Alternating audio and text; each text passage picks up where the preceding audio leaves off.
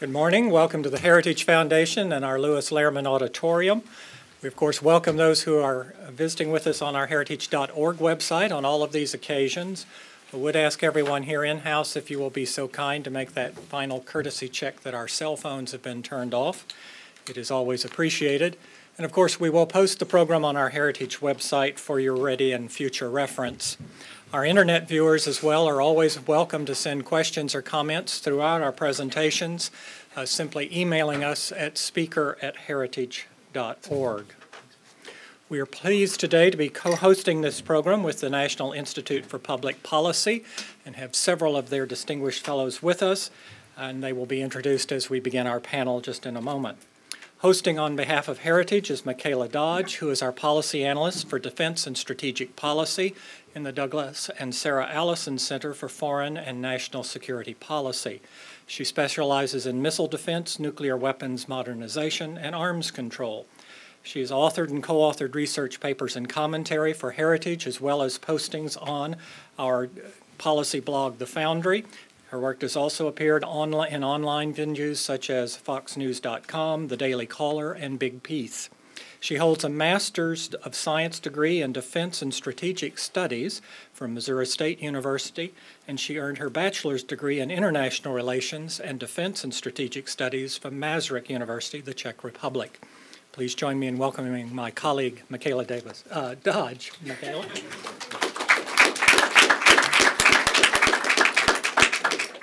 Well, thank you all so much for coming and mastering the blizzard. We usually shut down for 2 inches of snow, so this is quite unparalleled. Must be people are really looking forward to our distinguished panel. Now, I'll keep bios short because gentlemen here have decades of experience, and it would take a long time to list all of their accomplishments. Generally, I think we've assembled one of the best panels you could have on this issue in Washington, D.C., and probably in the United States. Dr. Mark Schneider is Senior Analyst at the National Institute for Public Policy.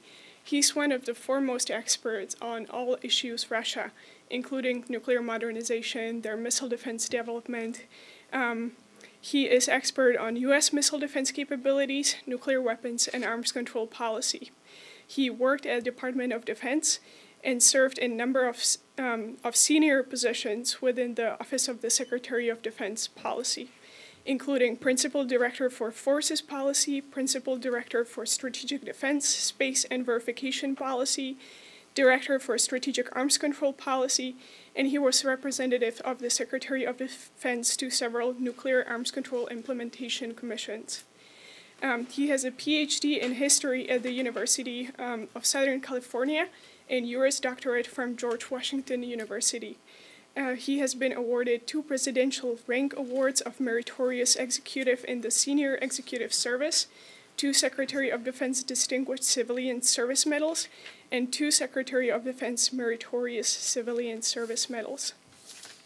Second, we'll talk Dr. Keen Payne, President and co-founder of the National Institute for Public Policy and head of the Graduate Department of Defense and Strategic Studies. So you begin to see a pattern here. At Missouri State University, Washington campus. He was awarded the Bicentennial Medal for his years of teaching at Georgetown University. He served in the Department of Defense as Deputy Assistant Secretary of Defense for Forces Policy. He received the Distinguished Public Service Medal for Public Service Medal. He was the head of U.S. delegation in numerous allied consultations and negotiations on ballistic missile defense cooperation with Russian Federation.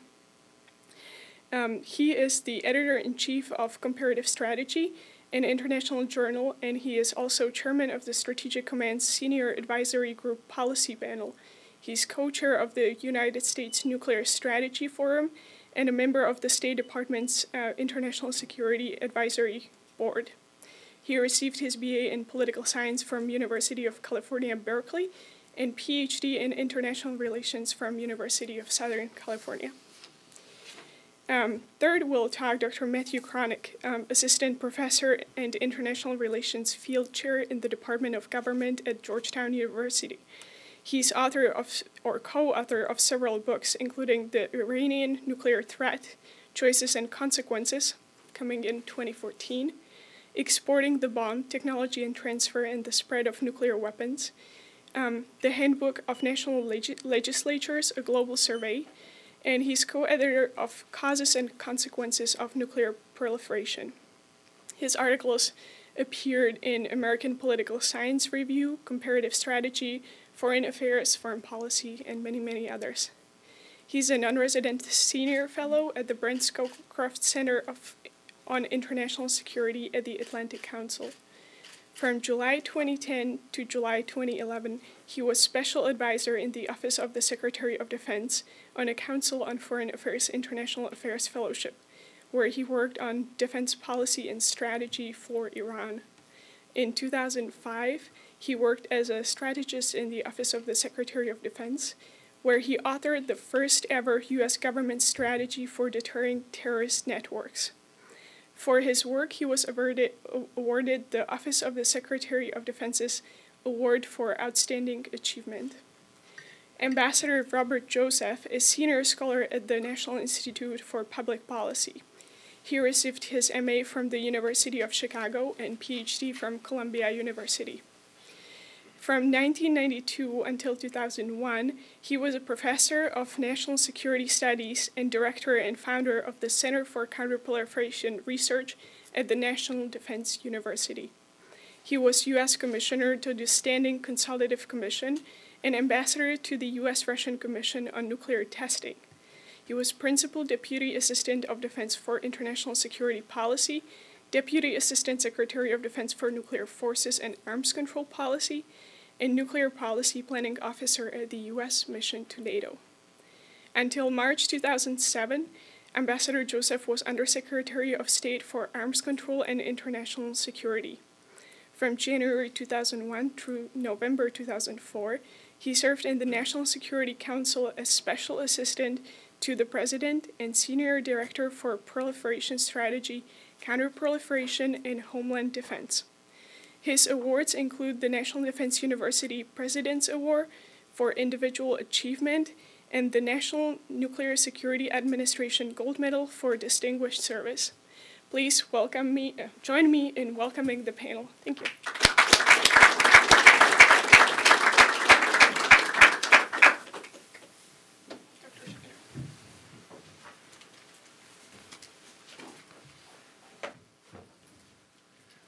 Well, thank you and good morning. Today I'm going to be speaking about the issue of Russian compliance with the INF Treaty. INF Treaty, of course, was Ronald Reagan's signature arms control treaty.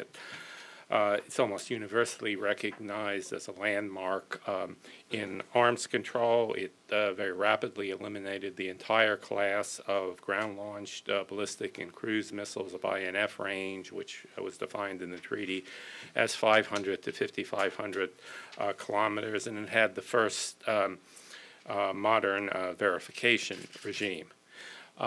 On January 29, 2004, the New York Times ran a front-page story which reported that the United States had informed its NATO allies that Russia was testing a new ground-launched cruise missile, which raised concerns about Russian compliance with the INF Treaty.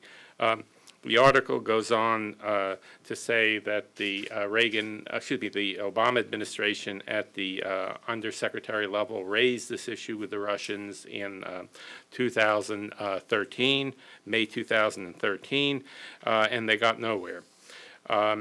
The story also indicated that administration officials told them that, quote, there was no question the missile tests ran counter to the treaty, unquote.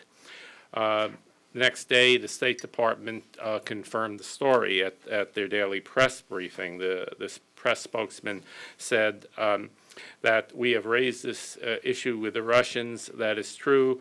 I don't have anything to refute the facts of the report. About a week later, Buck McKeon, chairman of the House Armed Services Committee, Ed Royce, chairman of the House Foreign Relations Committee, and Mike Rogers, chairman of the House Select Committee on Intelligence, wrote a letter to the president urging him to do something about the situation, which they characterized as a material breach of the INF Treaty, which of course is a very serious violation, and they said the evidence of this was compelling.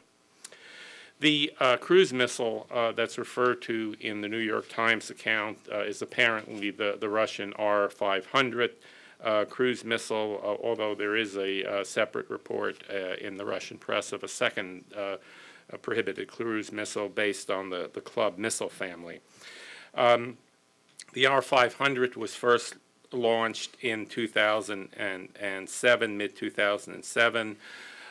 Then First Deputy Prime Minister, Colonel General Sergei Ivanov, former defense minister and now Kremlin chief of staff, said, quote, "It can be used at long range with surgical precision, as the doctors say," unquote. That's a very odd thing to say about a missile that's supposed to be a short-range cruise missile, but it does match the physical appearance of this missile. The Russian Defense Ministry released photographs of the actual missile launch, the launcher, the launch canisters, and they all appear to be, well, the launch and the launch canisters appear to be significantly larger than what would be required for a 500-kilometer minus cruise missile, which is what you can do under the INF Treaty. From 2008 through December 2013, major Russian publications, including RIA Novosti, which is an official news agency, Kommersant, Interfax, their main independent news agency, and Pravda RU, reported that the R-500 had ranges, the numbers ran from 1,000 to 3,200 kilometers, with a lot of them in the 2,000-kilometer range, including RIA Novosti. It was also reported that the actual missile being tested was a improvement of a type of cruise missile that was specifically eliminated in the INF Treaty itself. In August 2012, Interfax AVN reported that they were doing serial production of cruise missiles for the Iskander system, and the other name for the R-500 is, of course, the Iskander-K system. In light of the fact the missile has been tested since 2007, it's reasonable to assume that it's either deployed or very, very close to it. Now, the R-500 is not the only INF Treaty compliance issue. There are, right now, based on open sources, 5 of them. In addition to the R-500, you have the RS-26 ICBM, quote-unquote. The range of the Iskander-M short-range ballistic missile, the covert retention of the Skoros IRBM system, and the reported nuclear ground strike capability of a number of Russian SAM and anti-missile systems. Put all this together, it's a very disturbing pattern, and it has a very serious threat to our allies. While declared to be an ICBM, the Russians claim they've tested the first version of first successful test of the missile to 5,600 kilometers, but that's disputed. The information released by the Russian Defense Ministry indicates the second and third successful test went to 2,000 kilometers. That's extremely unusual. We know that because the Russians routinely announce the launch point and the impact point of their ICBMs, and I think I can say there's never been a real ICBM program with these sorts of tested ranges. Now, the one thing that a great number of people agree on, and I would list Pavel Podvik, a well-known Russian expatriate arms control enthusiast, Bill Gertz from the Washington Times and the Washington Free Beacon, 5 members of the Russian Academy of Sciences, a number of Russian publications, and a recent unclassified publication by Air Force Intelligence from the Air Force National Air and Space Intelligence Center. and what they all agree on is that this doesn't have anything like a normal range for an ICBM. The Air Force publication listed its range as 5,500 plus kilometers plus, which would make it a hair above the ICBM range threshold. This compares to 9,000 to 11,000 kilometers for every other Russian ICBM. And if you take a look at a map of Russia, particularly if you go back and look at the old editions of Soviet military power, which had maps which showed where their IRBMs were deployed, you can't reach the United States with a 5,500 kilometer range missile from any of these locations. So this is clearly focused on theater attack capability. It's called the reduced range ICBM in the Russian media. Now there's also the Iskander-M, which is their ballistic missile associated with the Iskander system. Russian publications have reported ranges as high as 600 to 1,000 kilometers for this missile. The director of the design bureau that builds the missile says that there are two versions of it. Now, unfortunately, he didn't elaborate on what the second version was, but it's an interesting question, and it ought to be looked into. Writing in September 2011, Vladimir Kudilov noted that the Russian Space Agency had put out a request for proposals for the elimination of ICBMs and SLBMs and their warheads. Was a little problem with the request for proposals that two of the quote-unquote ICBMs do not appear in the unclassified START MOU database. And one of them, as Kudilov stated, is not really an ICBM at all. It has only a range of 4,000 kilometers. So if the facts he relates are true, and I suspect they are, I mean, all you have to do is type the name of the missile, Skorast, into Internet search engine and add missile. You find a lot of articles saying that it's late Soviet era IRBM. But it was, if the facts are correct, it was retained for 20 years after the INF Treaty mandated elimination of all systems of this type. It'd be interesting to look at what happened with this missile in the intervening 20 years. The last issue is from Pavel Felgengauer, a very distinguished Russian journalist. He reported that the Russians were, and I quote, Moscow plans to covertly quit the 1987 Treaty on Medium and Short-Range Missiles. And what he said was that the modern Russian surface-to-air missile systems, the S-300, the S-400, the S-500, which is a developmental ABM system, and the Moscow ABM, all had secondary nuclear ground attack capability. Facts he is relating is true. The Russians have been in violation of the INF Treaty from day one, and these would presumably be targeted mainly against our NATO allies. Now, the INF Treaty does have an exception which allows you to have, of course, missile defense and SAM interceptors, but you got to use them solely for that purpose, and his report is to have it. Now, we take a look at all these issues in combination, and it looks very much like the Russians are recreating the capabilities that were eliminated by the INF Treaty between '88 and 1991 with improved systems. And that's a very serious threat, particularly to our allies. And they make nuclear threats all the time, and the Iskander, by the way, is their poster boy of nuclear threatmanship, and they constantly talk about it and how they're going to forward deploy it or may forward deploy it to threaten missile defense sites. The Obama administration has, I believe, a very weak compliance policy.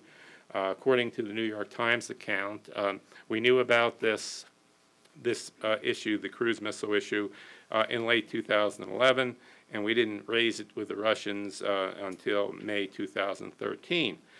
Now, the Obama administration in that period issued a couple of compliance reports, including one a couple of months after the Times says they raised the issue with the Russians, and both of those reports appear to give the Russians a clean bill of health. The INF sections said the parties to the treaty last met in the Special Verification Commission, which is the INF Compliance Forum, in October 2003. There were no issues raised during the reporting period. Now, technically, that's true because the reporting period ended in late 2012, but this is highly misleading. The impact, I believe, of Russian INF-related issues is going to grow. I'll make a little prediction here. I have no information to back this prediction, but based on Russian compliance behavior and the content of the New START Treaty, you're going to see the RS-26 end up on a rail mobile ICBM launcher. The Russians have announced they're developing this type of system, and it's completely outside of the treaty unless you have a treaty amendment, which of course the Russians will never agree to. I would end my talk here by noting that back in the 1980s, the INF Treaty was known as the Zero Option Treaty. Now, the risk of cheating on INF is nothing compared to the risk of cheating involved with Obama's idea of nuclear zero, but it's still a quite considerable capability that shouldn't exist.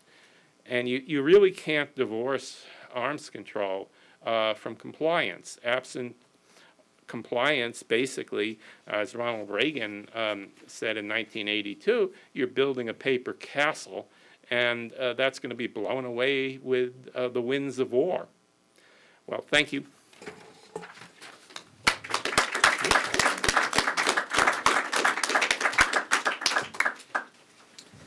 Thank you. It's a pleasure to be here this morning. I'd like to thank Heritage for co-hosting this event and thank Michaela Dodge for those very nice introductions. I need to open by noting that my remarks here today are my personal views and don't represent any of the institutions with which I'm affiliated. Our subject today concerns reported Russian INF Treaty noncompliance. Dr. Schneider has just provided a thorough review of Russian circumvention and violation of the INF Treaty based on Russian sources, so I won't bore you by repeating those points. I will note that if Russian sources, including Russian government sources, are accurate, if they're accurate, regarding the R-500 cruise missile, then it is of prohibited range, and it is in serial production, and therefore there is little doubt that Russia has been in serious violation of the INF Treaty, possibly as early as 2008 with that missile. If so, it's hard to conceive how anyone could say, as did a State Department spokesperson recently, that the INF Treaty is not in jeopardy. Russian leaders have long talked openly about their dislike of and their problems with the INF Treaty. They appear to be solving those problems through noncompliance. Again, if open Russian sources are accurate. My guess is that Russian leaders hope that the U.S. will be more or less passive about this noncompliance, so that Russia neither has to abide by the treaty nor has to scuttle it. In effect, they can have their cake and eat it too. So our question today is, where should the U.S. go from here? You hit just a couple of points in that regard. First, the real news here, I believe, is that folks in Washington consider Russian treaty violations to be news. In fact, Russia has a long history of such behavior. For example, Russia collaborated with Germany after World War I to help Germany violate the military limitations of the 1919 Treaty of Versailles. After the First World War, the Allies established the Inter-Allied Military Control Commission and put more than 1,000 Allied officials in Germany to monitor German compliance with the Treaty of Versailles.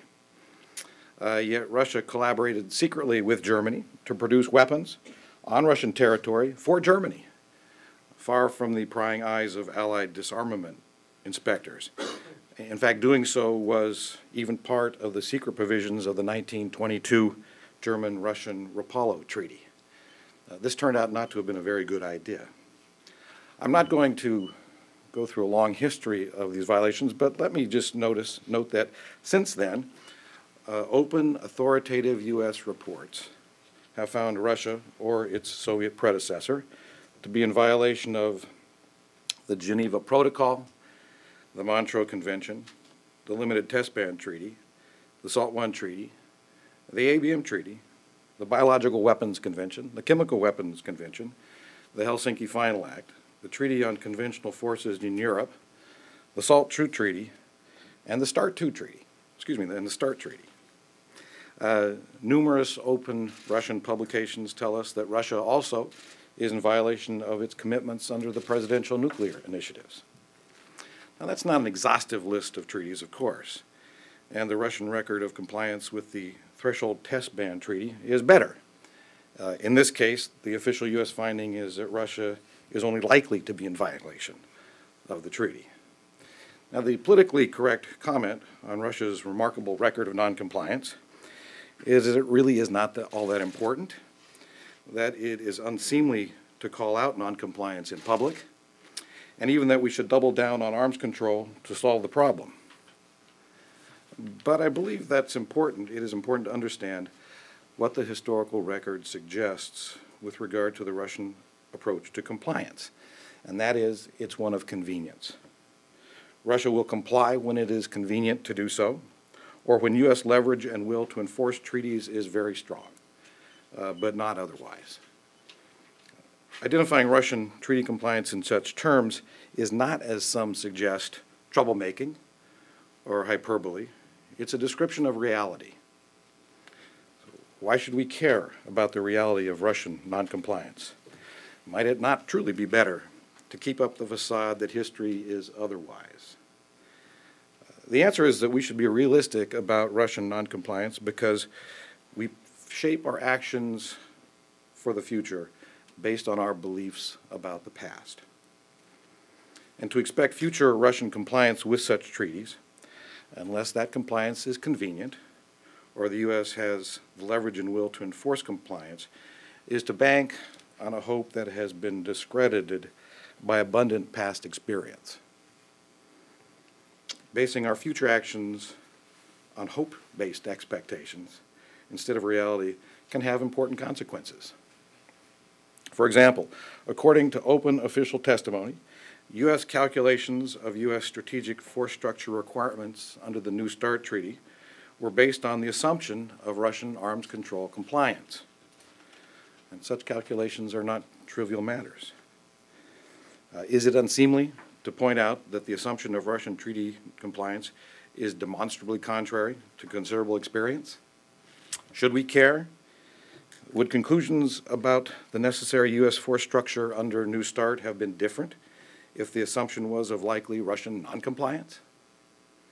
Or should we take seriously continuing calls for further deep nuclear reductions via agreements with Russia when the Russian historical record of noncompliance with much less demanding treaties is so stark?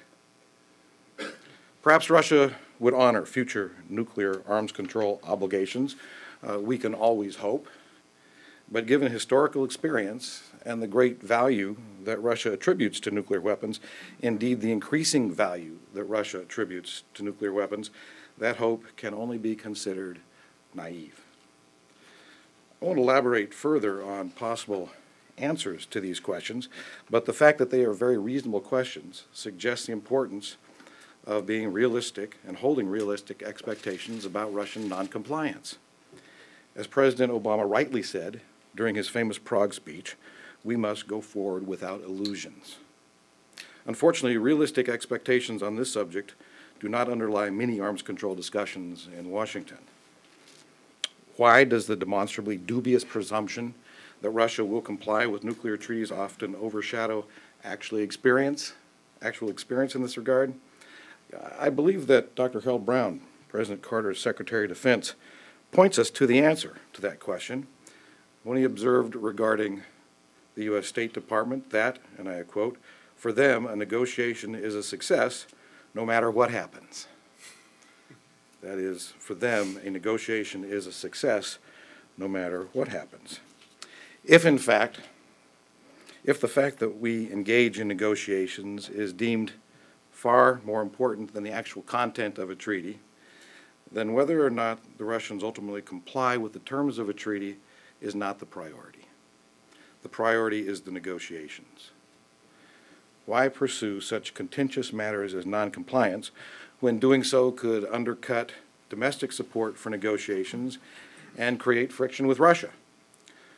Far more important that we don't let such secondary issues as Russian noncompliance muddy the water for further negotiations. What, if anything, is wrong with such thinking? What does it really matter that Russia seems to be violating the INF Treaty in a most egregious fashion, again, if Russian sources are accurate? I mean, Russia can hit INF range targets whether or not the R-500 cruise missile exists in violation of the INF Treaty. So what difference does it make? Let me suggest that U.S. credibility is the difference. Credibility is more than power, and it's more than reputation. It's an elusive quality, and it's difficult to quantify. But make no mistake, U.S. credibility is essential to U.S. alliances and to U.S. and allied security. You know, the great Greek historian Thucydides explained to us almost 2,500 years ago that credibility is the quality that enables a country to assure its allies and to deter its foes. U.S. credibility holds our alliances together and our foes at bay. It's the key ingredient behind George Washington's admonition in 1790 that to be prepared for war is one of the most effective means of preserving peace. That's deterrence. Yet U.S. credibility is undercut with allies and foes alike if the U.S. essentially gives a pass to blatant Russian violation of this most prominent nuclear treaty, and Russia thereby augments its capability to target our allies. Ask yourself, how would you view such a thing if you were an American ally? Dependent on the credibility of U.S. deterrence and in range of explicit Russian nuclear threats. Threats made more real by nuclear capabilities that are long supposed to have been banned. I suspect that you would believe that the content of the INF Treaty and Russian compliance with that treaty is a priority. American credibility already is at real risk for a number of reasons among some allies. We should not deepen that problem by our handling of the apparent Russian INF Treaty violation. In sum, U.S. credibility is the most valuable quality and must be sustained. The degradation of U.S. credibility invites the disdain of allies and provocations by foes. And that is precisely why years of reported Russian INF Treaty violation, if true, and an apparently sheepish U.S. response to that violation over years makes a difference. Thank you.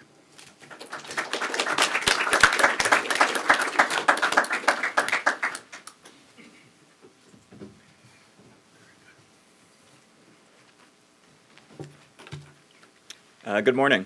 I too would like to thank the Heritage Foundation and the National Institute for Public Policy for hosting this important event, and I'd like to thank Michaela for her introduction. As was said in the introduction, I'm a professor of international relations and the International Relations Field Chair at Georgetown University, and this semester I'm teaching two courses. First, a big, large Introduction to International Relations course for freshmen and sophomores, 200 students, big production. And then a second, smaller PhD seminar in Advanced International Relations Theory. And in both of these courses, we spend a lot of time talking about cooperation theory. Now, cooperation theory is a literature, political science literature that developed in the 1980s, focused on how great powers can cooperate, even in an anarchic international system. And given that this literature was developed in the 1980s, U.S.-Soviet arms control was a subject that received a lot of attention.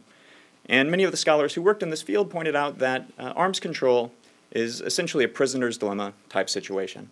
Now, some of you might be familiar with prisoner's dilemma. It's kind of a very simple game theoretic model, two players. Each player can choose to cooperate or to defect or cheat on the agreement. And the name comes from this kind of farcical story of police capture two criminals, put them in separate cells, and try to get them to rat each other out.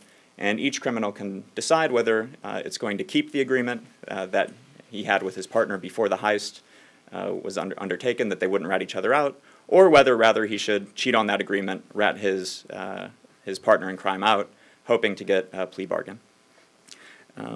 Now, U.S. Soviet arms control was thought to be very similar to a prisoner's dilemma type situation because there were certain gains to be had from cooperation through arms control, but there were also always incentives to cheat on the agreement and get those strategic benefits.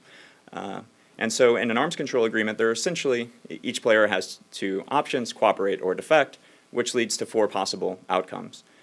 So the best possible outcome, according to cooperation theory, is to cheat on the agreement and play your opponent for a sucker. Your opponent cooperates with the agreement, and you get the strategic benefits of cheating.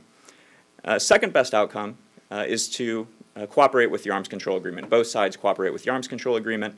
Neither side's played for the sucker, and you avoid the potentially dangerous and destabilizing arms race. Third best outcome is an arms race. So you're not being played for a sucker, but you are engaged in this dangerous arms race. So that's both sides are cheating. And then finally, the worst possible situation is to be played for a sucker, to cooperate with the agreement and have your opponent cheating. Now, so in this type of situation, it's obviously difficult to sustain cooperation, according to these cooperation theorists, because both sides have an incentive to cheat on the agreement. And in fact, regardless of what your opponent's going to do, you have an incentive to cheat on the agreement. If you know that your opponent's going to cheat, it makes sense to cheat. You don't want to be played for a sucker. And even if you know your opponent's going to cooperate, you're better off cheating because you can get those benefits of exploiting your opponent. So it's difficult to sustain cooperation. Cooperation theorists argue that the only way to sustain cooperation is, in a prisoner's dilemma situation, is to play the game over time, and that over time, the benefits of cooperation can potentially come to outweigh the costs, but that it depended a lot on the player's strategy. And in particular, a tit-for-tat strategy was thought to be the best for sustaining cooperation. That is, you cooperate, but if your opponent defects and cheats on the agreement, then you also need to defect. You need to find some way of punishing that defection, and then watch and see how your opponent responds. If your opponent returns to cooperation, then you can potentially return to cooperation. But if your opponent continues to defect, you need to continue to defect, even if that means the end of the agreement. Because obviously, if you just continue to cooperate, even as your opponent's defecting, you're just going to be continued to be played for a sucker. Your opponent's going to continue to exploit that situation. Okay, you might be asking, what does this have to do with what we're here to talk about today, recent Russian violations of the INF Treaty? And I think most of you, I hope it's obvious to most of you, the United States currently is being played for a sucker in the INF Treaty. And if we, regardless of what we want to do here, I think the course of action available is pretty obvious. We're in the worst possible situation. We're being played for a sucker. So either we can pull out of the treaty and enter a state of mutual defection, or we can attempt to sustain cooperation, try to get the treaty back on track. And the way to do that is to call out Russia's defection, punish Russia's noncompliance, and a tit-for-tat strategy attempting to get Russia to come back into compliance. Now you might say that this sounds harsh, that no matter what we want to do, we need to call out Russia's noncompliance and find some way of punishing Russia for this. But this isn't my conclusion about how to best sustain cooperation. This is the conclusion of university professors who have devoted their life to studying international cooperation, not a particularly hawkish bunch. Moreover, if we think about how we got to the INF in the first place, it's because of U.S. Developments that made Russia very concerned. In the 1980s, we had this dual-track policy of negotiating arms control with the Soviet Union while simultaneously deploying intermediate-range nuclear forces in Europe, the Pershing IIs. And the Russians were so concerned by those deployments that they were willing to negotiate the INF, to agree to this treaty, to stop those deployments from taking place. So that's point number one. Point number two, an important part of this isn't just a story about Russia, but it's to a large degree also a story about China. China's been developing its intermediate range and nuclear forces over the past few years. These are, of course, designed primarily for an East Asia contingency, but these capabilities could just as easily be directed north, and this is something that the Russians are very concerned about. So the Russians, as Mark and Keith ably pointed out, have been making noises about pulling out of the INF for at least 5 or 6 years. These developments have been going on, these tests, since for about the same period of time, 5 or 6 years. And this is something that the Russians see in part as a response to Chinese capabilities. I was in a conference this summer with General Yeltsin, who is the former head of the strategic rocket forces in Russia, currently an advisor to President Putin on nuclear issues. And this is all that he wanted to talk about. Chinese developments, how this threatened Russia, what are we going to do about it? Can we get China somehow involved in arms control negotiations too? If not, how are we going to respond to Chinese developments? And indeed, if you look at Asia right now, there's essentially a 5-power arms race going on. The Russians, the Indians, the Chinese, the Pakistanis, the North Koreans are all developing short and intermediate range nuclear-capable systems. So there's a 5-power arms race going on, and the United States and its allies is really the only country that's left out. So potentially we could stop these disturbing developments if we could somehow get China involved in some kind of intermediate nuclear forces treaty, but the probability of that happening anytime soon are, I think most people would agree, close to 0. So this brings me to a final point, is that I see nuclear weapons as becoming probably more, not less salient in international politics over the coming years. I think there are many people who saw that nuclear weapons were important in the Cold War. They seem to have been less important over the past couple of decades, and conclude from that humanity has somehow become more enlightened, that we've learned from our past mistakes. And I think in reality, what that pattern suggests is that nuclear weapons are tools of great power political competition. During the Cold War, when there was a rivalry between the United States and the Soviet Union, nuclear weapons were central to that competition. After the collapse of the Soviet Union, the United States overawed any potential peer competitor. Our primary adversaries, Serbia, Afghanistan, Iraq, Al-Qaeda, didn't have nuclear weapons, so nuclear weapons weren't central to those competitions.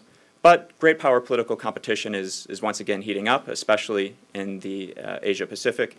And as it does, nuclear weapons, I predict, will once again take center stage. So we have to realize that Russia's position on this issue might not change.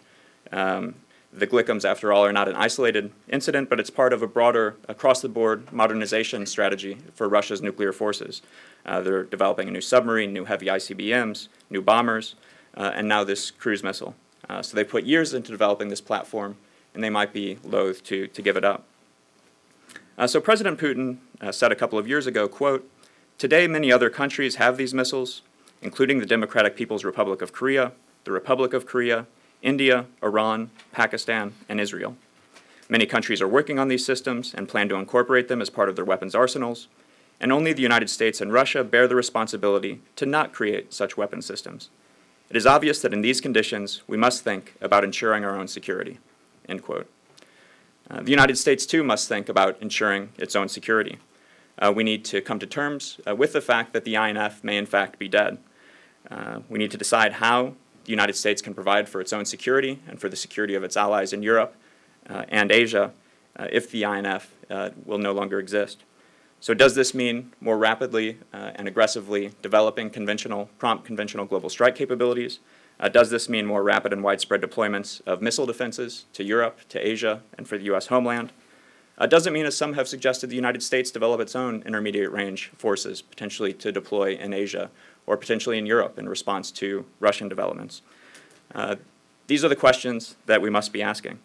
If the INF is dead, we need to prepare to live in a world with more proliferated intermediate range threats.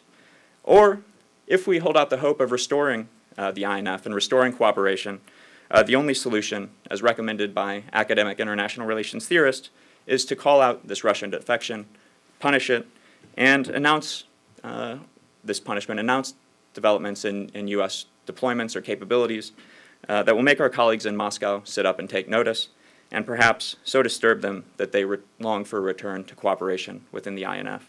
Thank you.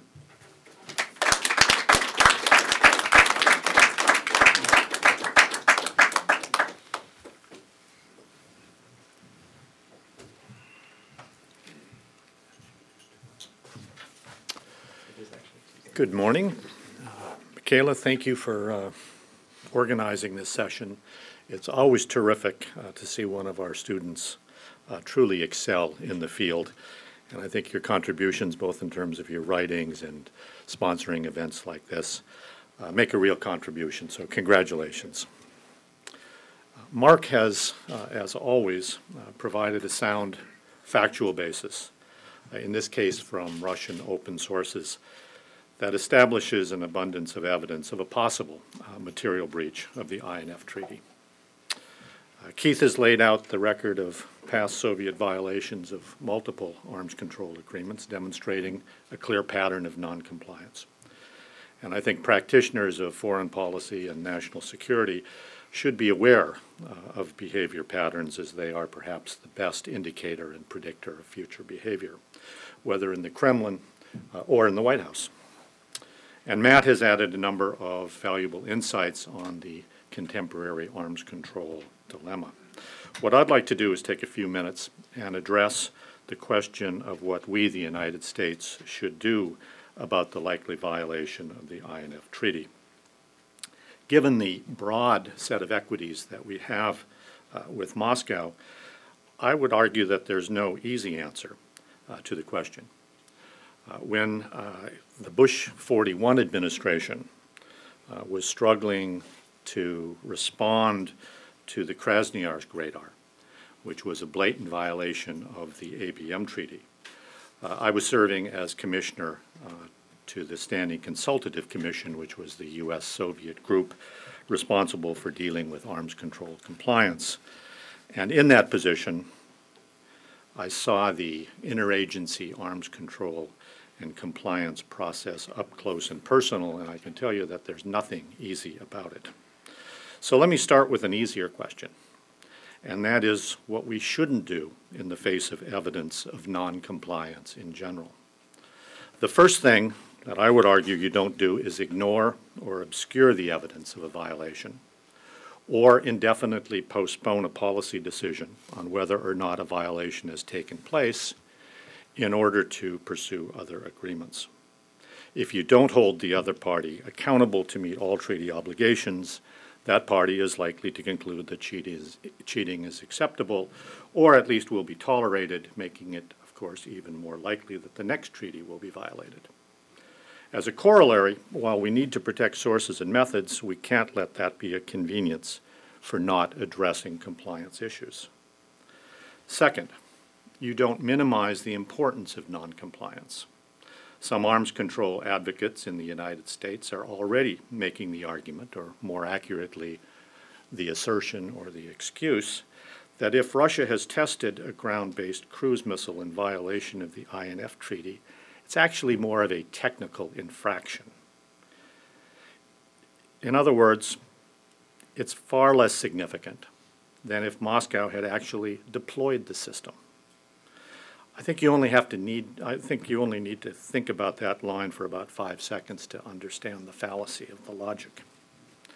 Third, you don't delay in consulting Congress or allies.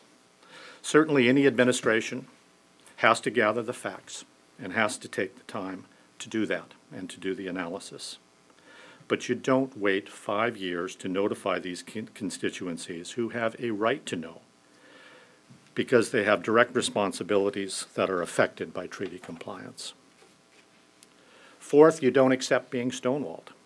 Reportedly, when questions have been raised about Russian INF compliance, Moscow's answer has been to say that the issue has been looked into, that there's nothing to it, and that the book is closed. And fifth, you don't reward bad behavior or conduct business as usual. When we've done that in the past, the result has always been the same, more bad behavior. So how has the Obama administration responded to this inconvenient truth? I always love quoting Al Gore, this inconvenient truth of a possible Russian violation. Here I think the words of U.S. officials have been just fine. They talk about the need for full compliance with all arms control commitments. Just recall the President's Prague speech that emphasized that words must mean something.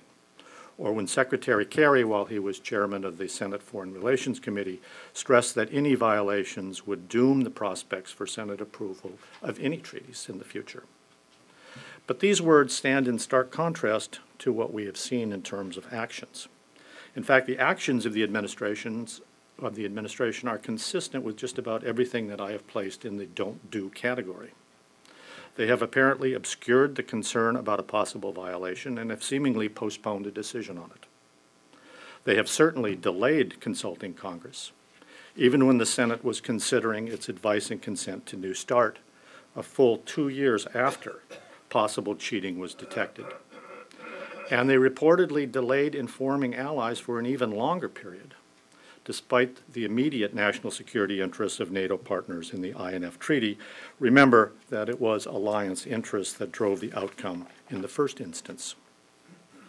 And clearly the administration has rewarded bad behavior through New START, a treaty that requires the U.S. to reduce its strategic offensive forces while those of Russia go up.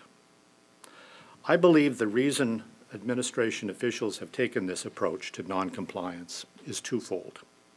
First, they seem to value agreements more for tactical gain than for their broader strategic implications. And second, because they continue to harbor the illusion that Moscow somehow will be a partner in further nuclear reductions, whether in a follow-on treaty or through some less formal instrument. As for placing the tactical above the strategic, I think you need to look no further than the CW agreement with Syria, which was brokered by Russia, or look at the ongoing negotiations with Iran on its nuclear program. In both instances, the administration has sacrificed broader U.S. interests for short-term promises by states who will, if they can, invariably cheat on any arrangement reached. With Syria, Assad's regime has grown in strength since the CW agreement, at least according to our Secretary of State. And Russia's influence has risen in the region as U.S. influence and credibility have declined, both with adversaries and with allies. And, oh, by the way, Syria is openly failing to implement the agreement without any consequence. The Iran Joint Plan of Action, I believe, will prove to be a similar, if not greater, strategic debacle, as it undercuts the leverage of sanctions while granting Iran the right to enrich uranium and keeps open the plutonium path to fissile material. While State Department officials, most recently while visiting Israel, will say that any comprehensive agreement with Iran will, and I quote, verify Iranian compliance, why would anyone accept this as on face value, especially in light of past Iranian violations and what Iran's leaders are saying publicly? Allowing any enrichment will make effective verification almost impossible to achieve and provide an undeniable breakout capability. This, as some of you may remember, was similar to the reasoning of President Reagan when he insisted on the zero approach to INF. At that time, when the Let's Make a Deal faction of the State Department proposed zero in Europe while allowing SS-20s to run free in Asia, the President said no, both for verification reasons and because he was unwilling to abandon our Asian allies. And when the Soviets said that they would end negotiations if NATO were to move forward with deployments, the President held firm. And the result was the INF Treaty. Contrast that leadership with that of today, leadership that is seemingly unwilling to respond to violations of agreements and is resisting the enactment of additional sanctions because Tehran has said it will end negotiations. As for the possible INF violation and circumventions, I would not favor pulling out of the treaty. That is what Moscow would like. This was and remains an option for Russia, which has apparently sought to have it both ways, pursuing prohibited capabilities while avoiding the political costs of withdrawing from the treaty. The irony here is that had Moscow withdrawn earlier, and I remember Sergei Ivanov telling Secretary Rumsfeld in the fall of 2001 how he and Russia would like to leave the INF Treaty. But had they withdrawn earlier, they could have, I think, cited the Bush administration leaving the ABM Treaty. The Obama administration, I have no doubt, would have said that it was a mistake to end the INF Treaty, but they would have also piled on the Bush administration, focusing on their favorite target in order not to jeopardize their feckless pursuit of reset. What we need to do is think through the policy implications of possible Russian violations of the INF agreement In the late 1970s and early 1980s, Soviet SS-20s were deployed by the hundreds to intimidate NATO members and to sever the deterrent relationship between the United States and our European allies. I would not equate Russia today with the Soviet Union back then, nor would I argue that this is a reprise of the Cold War. But if Moscow were to deploy intermediate-range ballistic and cruise missiles, one likely purpose would be to intimidate our allies in the West and in the East for a range of goals, starting with blocking missile defense deployments in Central Europe. Most obviously, we need to avoid further reductions in our offensive deterrent, and we need to avoid other strategically stupid, I'm sorry I don't have a better word for it, but strategically stupid moves, such as withdrawing B-61s from Europe, any B-61s, as this is the last remaining component of our theater nuclear forces that have provided visible assurance to our allies for decades. There are things we can and we should be doing with Moscow that can advance the interests of both of our countries. But if we are to succeed, we need to hold Russia to the highest standard of compliance. If we fail, we will play to the worst instincts of its leadership with predictable results. Thank you very much.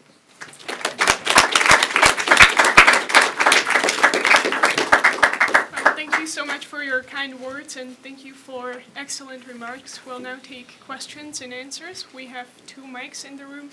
Please wait for the mic, introduce yourself, and ask a question. Don't make floor speech so that we can go around as many times as possible. Thank you.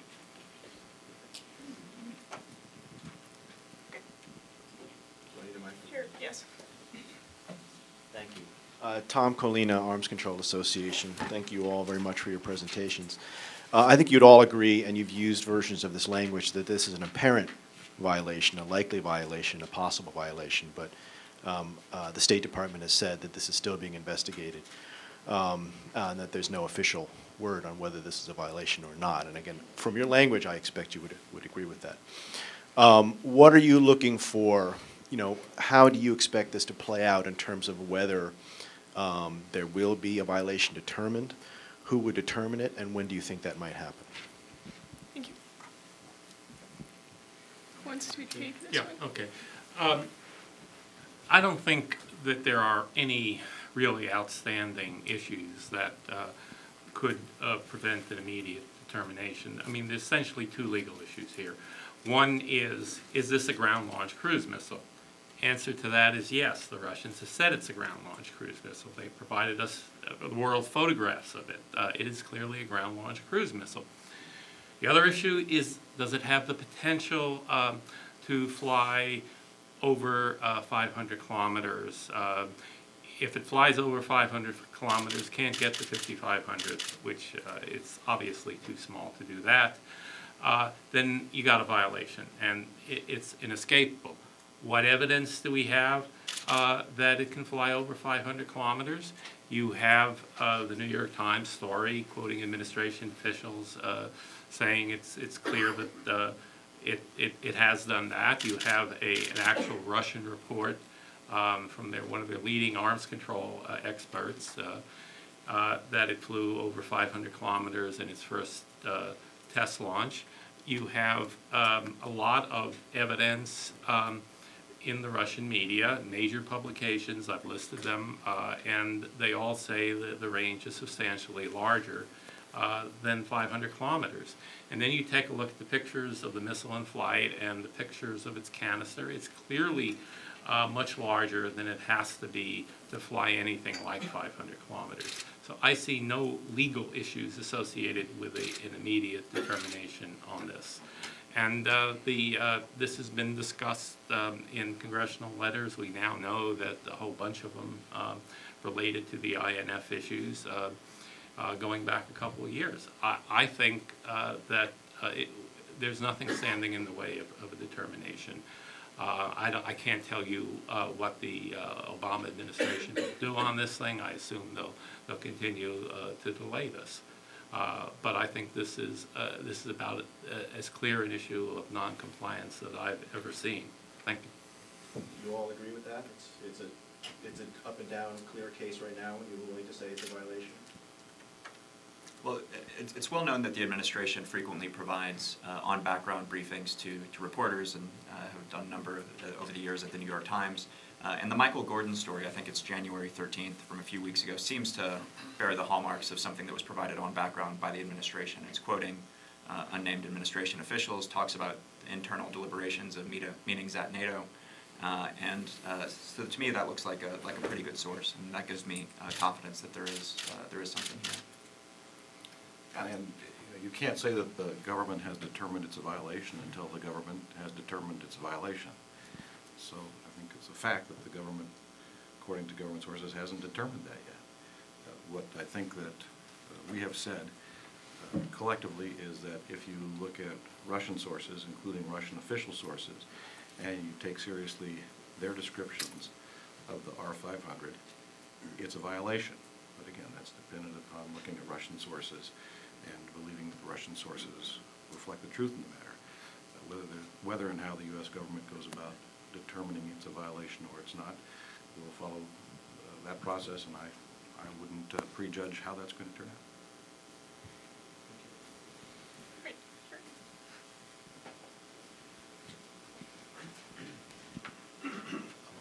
My name is Ted Chaskelson. I'm a guest of my wife, who's a member of the Heritage Foundation. My question is it within the range of possibilities that, let's say, the House of Representatives could come up with a proposed law of some kind on this issue, or take some other action that would provide a stimulus of some kind which could influence the administration?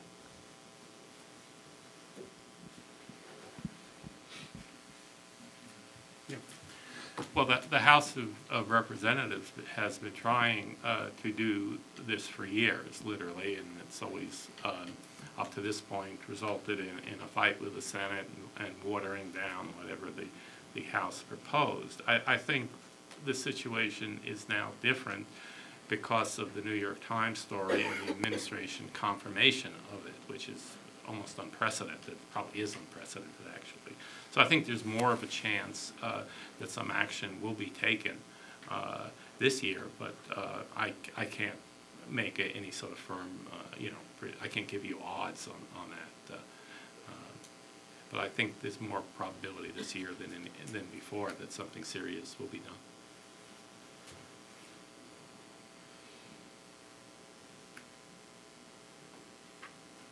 Well, I'll ask then. So could you please elaborate a little bit what would be implications for our allied postures in terms of Russia violating the INF Treaty, both political and military? Just recently, we've seen release of NATO members' defense budgets. The picture isn't very encouraging as usual.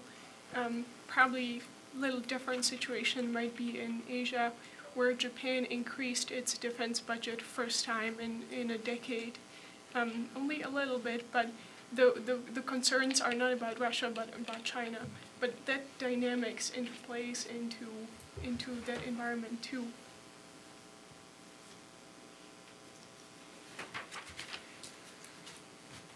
I'll start with something on that, Mikhail.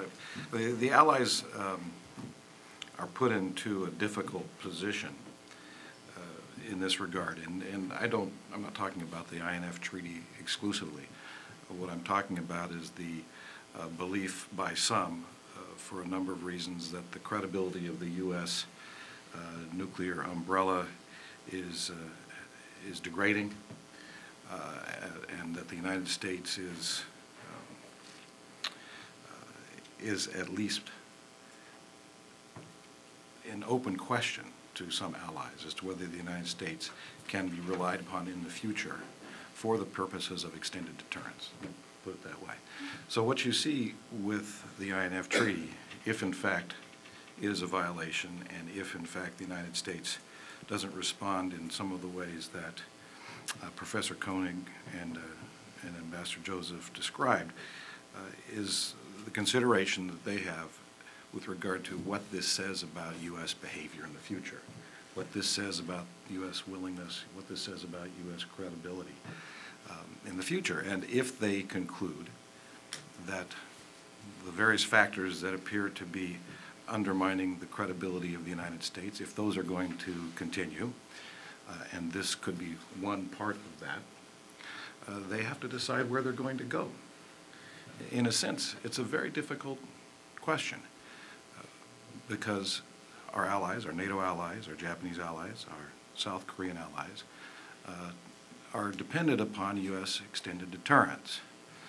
Some of them are more sensitive to that than others, but a number of them have said if they see the credibility of the U.S. extended deterrent essentially degraded very seriously, they will have to figure out how to go in another direction to provide for their security. Now, what that other direction could be is obviously open to question. Is it adopting a more conciliatory approach to the threats that they fear in the area? Is it pursuing a more independent approach to their security? These are the kind of questions that they have to confront if, in fact, the U.S. response to apparent Russian INF Treaty violation is not a robust response. It adds bit by bit by bit to the questions of the U.S. credibility as an ally of choice and as a protector of choice in coming years. And you may think, well, this isn't a big deal. But remember that our friends and allies have to make decisions virtually every day with regard to where their security is going to come from and what it's going to look like in the future. And they can make decisions that are, in a sense, allied and with the United States are moving incrementally away from that if it doesn't look like the United States is going to be the ally of choice. And the concern that I have is that we continue with some of these moves to, in a sense, compel the allies to confront the question of what are they going to do.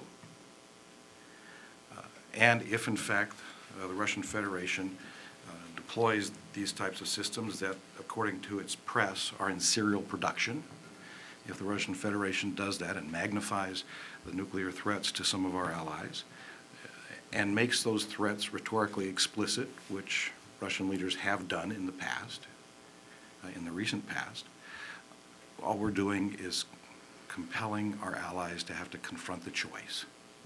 Where are they going to go? What are they going to do? As opposed to being able to rely on a credible U.S. Alliance and the credibility of the U.S. extended nuclear deterrent.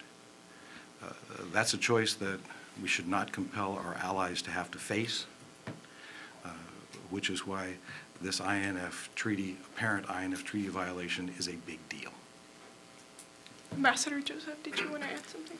Well, I think Keith's right. One of the key components is how allies perceive U.S. credibility. And there are real concerns there. It's credibility and capability. I also think that violations of the INF Treaty, if they are found to be violations, or if allies conclude that these likely violations are in fact violations, it will add to their concerns, particularly the concerns of our allies in the East, about Russian intentions and Russian capabilities. There have been a number of events and a number of circumstances that have made those concerns even greater than they were before. And there are other issues that are playing out. I mean, just think of Ukraine. How will Putin respond to Ukraine? And that will have undoubtedly an impact on the thinking in allied capitals. Whether this will translate into increased defense spending, I don't know. I tend to doubt it, particularly for those allies in the western half of the alliance. But perhaps it will have an effect on their policy decisions, such as the one I mentioned with regard to withdrawing at least some of the B-61 bombs. Remember that in Lisbon, in the NATO communique, our NATO allies emphasized that this is a nuclear alliance and that nuclear is an important component of our overall deterrent.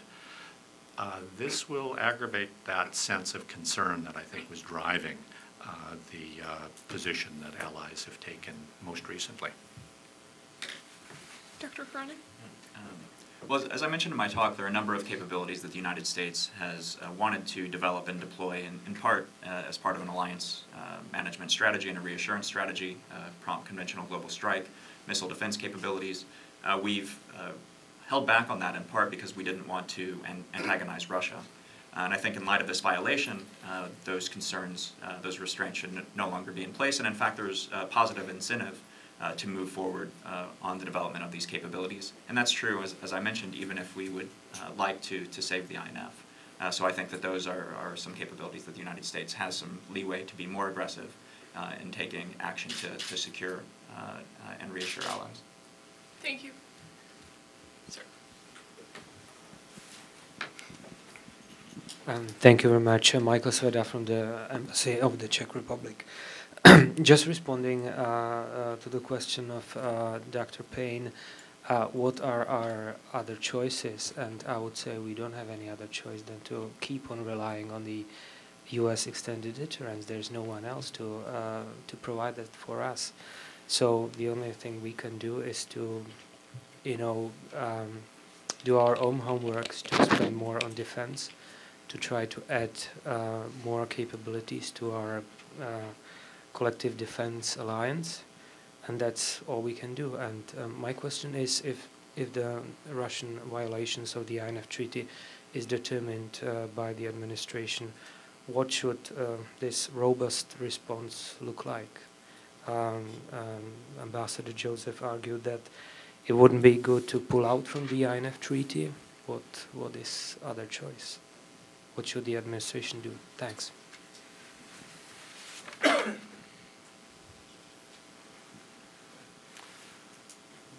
Let me say that when I suggested it wouldn't be good to withdraw from the INF Treaty, I was speaking, at least my perspective, from the U.S. position.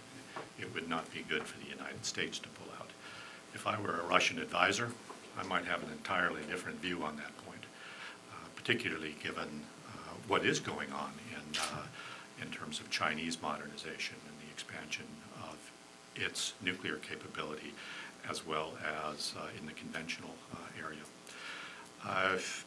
I was in EUCOM headquarters, SHAPE headquarters, 2 months ago, and I could detect really no appetite among NATO countries for spending more on defense, with the exception of Poland and a few other members who happen to be located closer to Russia, just by chance, I'm sure.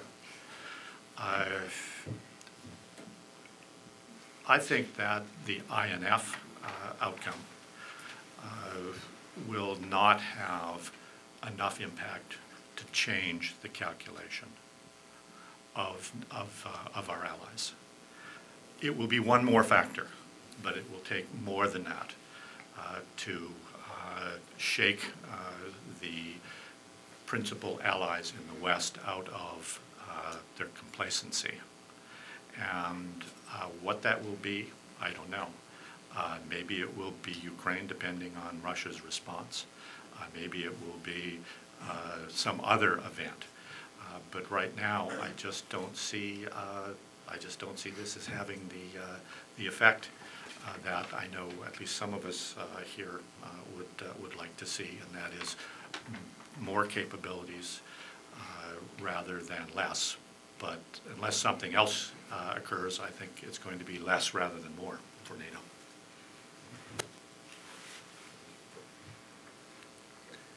I'd like to start out by saying the only thing I can see that would get the Russians back into compliance with the INF Treaty is exactly what we did in the 1980s. And, unfortunately for political reasons, we're not going to do that again. Having said that, I would talk about the importance of maintaining NATO as a nuclear alliance, which was just reaffirmed. I would accelerate the introduction of the F-35 nuclear capability, which is cheap and pretty easy to do, and would certainly scare the Russians, particularly when you take into account that everything they perceive about us is enormously exaggerated because of sort of institutionalized paranoia in Moscow. They would tremendously exaggerate the military significance of this, which would play into our hands. I don't think that would be enough to get them back into compliance with the INF Treaty, but it'd be worth a shot because it's such a low-cost sort of thing to begin with. You know, I'd add, I agree with Ambassador Joseph, the United States, at least at this point, should not withdraw from the INF Treaty. That simply eases the problem for Moscow of choosing whether to have its cake or eat it too. If we withdraw, it solves that problem for them, and it would be, I think, helpful for the INF Treaty to be back on track and with Moscow in compliance. So I agree. I don't see the U.S. as a move right now of withdrawing. What strikes me as a reasonable approach is to start looking at now at how we prepare for Russian withdrawal from the treaty or continued violation if in fact they're in violation now. And what that might mean has already been discussed by my colleagues here on the panel. I mean, what might the United States do in preparation for withdrawal of Russian withdrawal from the treaty? It could involve the F-35, could involve the B-61. I think Professor Koenig mentioned possibilities with missile defense.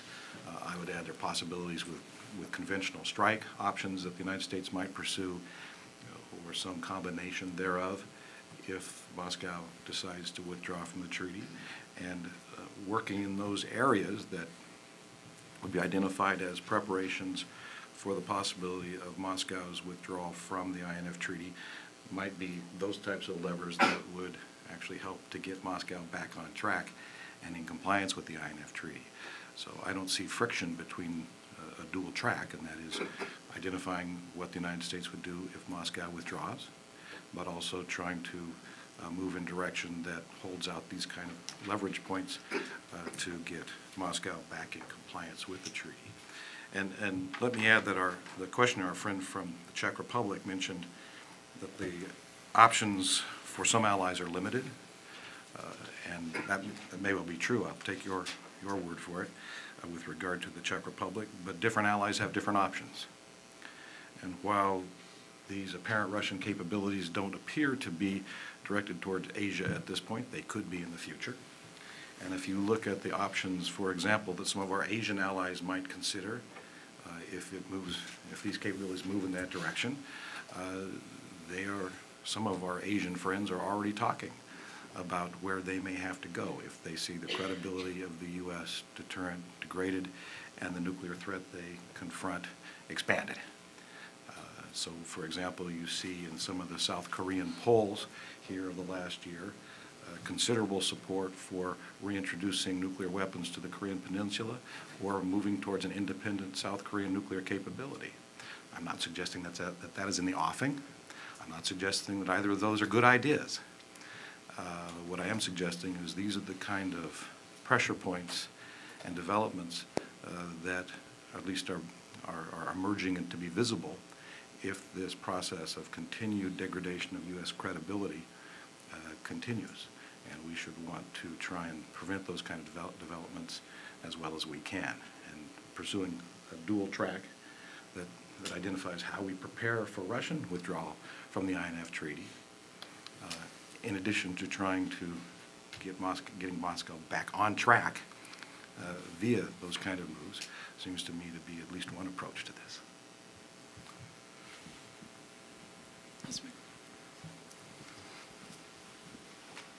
Hi, my name is Joan Chaskelson. I've been a loyal member of the Heritage Foundation for years, and I appreciate everybody being here today. My question is that we're talking about the allies of the United States, and as our friend from the Czech Republic said, what they might do in case of the weakness that the United States is showing by going along with what Russia is presently doing with noncompliance. It seems to me that our allies, will they just become independent countries without a leader? I mean, is there any other leader, and I say that with quotes, of the free world that's respected beside the United States, or does everybody just start to go their own way in case they can't depend on the United States? And whoever would like to answer that, I would appreciate it. I think that's a very important question. And I think if you look at the erosion in the credibility of the United States, as well as in our capability, our nuclear capability specifically, but I think beyond that in the years to come, you'll have a number of allies, not just in Europe, but I think in Asia and particularly in the Middle East, questioning whether or not the United States is that credible ally that it had been in the past. And if the answer is no to their calculations, I think they're on the path to developing their own nuclear capabilities. I mean, I come at a lot of this stuff from a non-proliferation perspective. Mm-hmm. And as I look at the Gulf in particular, well, if I'm advising the Saudi king, okay, I know what my advice is to him. Okay, and they don't need my advice. Believe me, I'm sure they're well on their way. I did want to make one other observation, Michaela, if that's allowable on something that others have said. I think it's important to keep in mind the very different approach that the United States takes to compliance with regard to its own commitments, and contrast that with Russia. The United States has the highest standard of compliance for every arms control agreement. I can tell you, a number of us up here have more scars on their back from these issues, fighting these issues out, particularly in the context of missile defenses. And we in 2001, the President in 2001, made the decision that we needed to withdraw from that treaty. Now, could we have conducted some tests that pushed sort of the envelope on what was permitted? Sure we could have. In fact, that was the State Department position. Well, let's just tell the Russians what we need to do in terms of testing, and then we'll get their agreement, and then we don't have to leave the treaty. I'll never forget in September of 2001, along with John Bolton, briefing the Chief of Staff of the Russian Armed Forces on what we believed we needed to do and what we intended to do in terms of our testing program. And we went through one step after another. And we pointed out how each of those steps were not consistent with the ABM treaty. Therefore, we needed to leave the treaty legally in accordance with the provisions of that treaty. There is no way in the U.S. process where you can even approach the line of non-compliance, at least as my experience would indicate, because such as in the ABM treaty, we were talking about theoretical capabilities. What are the theoretical capabilities of theater systems? Could they possibly be used in any strategic context? And we set the highest standard, I would say, a non-realistic standard for our own compliance. Whereas the Russian approach, well, I think you can contrast that, and you'll see a tremendous difference. Can I add to that?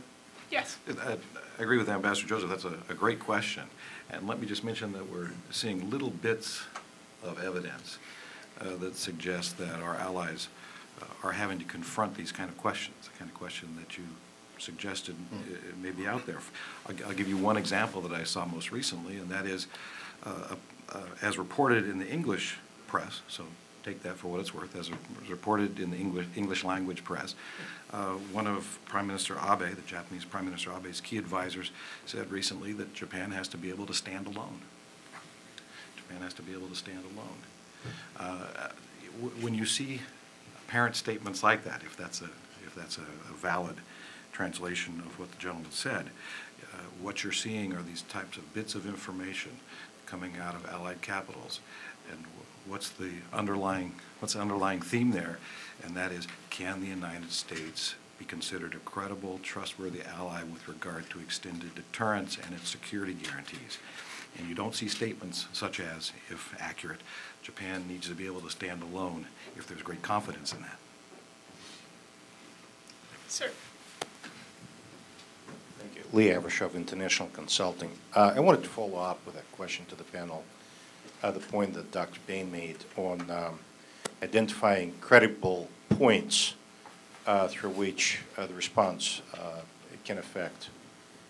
I was actually involved in some of the non-looker work back in the early 2000s when there were initial violations about 2003, 2004.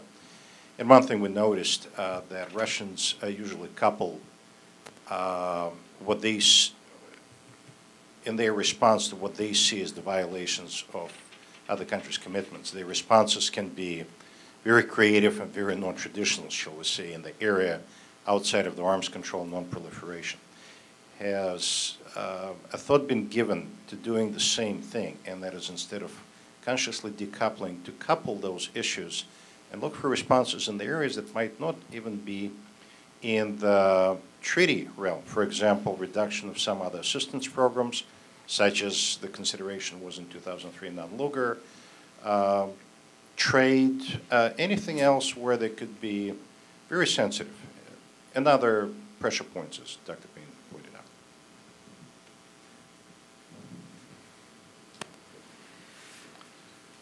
I wish we were that creative. My experience is that no, we don't think that through. We don't develop tactics or strategies for trying to put pressure in the context of non-compliance. We just simply don't do that. We don't give non-compliance enough priority. We simply don't value it as much as we do sort of other equities. I think that's a mistake. I think that's a long-standing mistake. But I think that's the reality. At least that's the reality of my experience in this field. You know, and although the panel up here mentioned levers such as potential levers such as missile defense and the F-35 and the B-61, you know, there's no reason why the United States needs to be boxed in with potential responses. You know, the question should be, what is the most effective lever likely to get the Russians back into compliance? And maybe that's a financial lever. I don't know what those levers might be, but one would hope that the effort right now is looking at what might those sort of unconventional levers include beyond the types of levers that we mentioned up here. Sir. Thanks. Eric Tamerlani, FCNO. Dr. Schneider, I just wanted to clarify your last comment. And granted, I think I may have misheard you, but did you say that a nuclear capability for the F-35 would be militarily insignificant? No. Oh, okay. Not at all. I guess I did mishear you. No, I mean, in the greater scheme of things, if you compare a relatively small number of nuclear capable aircraft with the array of missiles that the Russians appear to be developing INF range missiles, it's not in, I mean, the threat is much greater on the Russian standpoint, particularly when you take into account they also have the aircraft capabilities. But I think the most effective thing in terms of the likely effect on Russia would be a new version of the dual track approach that Reagan successfully did. But I don't think that is politically viable. Under the circumstances, the only nuclear program we have that can be forward deployed, and it's not a strategic weapon, is the F-35 B-61 combination.